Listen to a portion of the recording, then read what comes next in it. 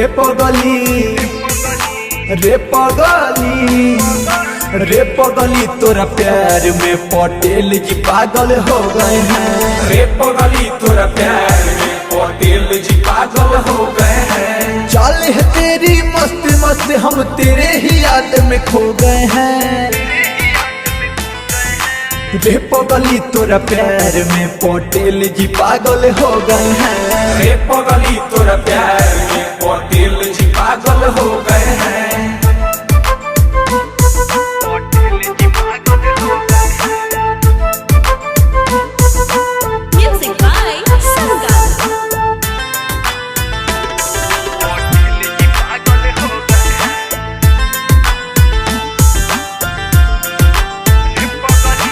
नहीं न नस्ल तेरा गोरा गोरा गाले गोरी लगती है तू तो कमाल। खींचे नजरिया को पतली कमरिया चलती जो हिरनी के चाल। देखी बैंक तो हर बिगड़ल नुदासा हो। बोलो ना कौन तुहारा में नासा हो। तेरे याद में नींद न आए गुंडा गर्दी खो गए हैं। रे पगली तोरा प्यार में पटेल जी पागल हो गए हैं। रे पगली तोरा प्यार में पटेल जी पागल हो गए हैं।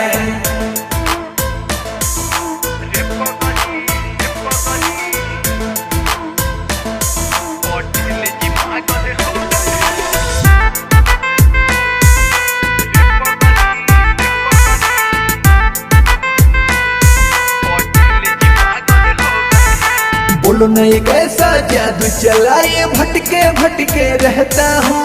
मानी जरानी ओ दिल जाने तेरे लिए ही कहता हूँ।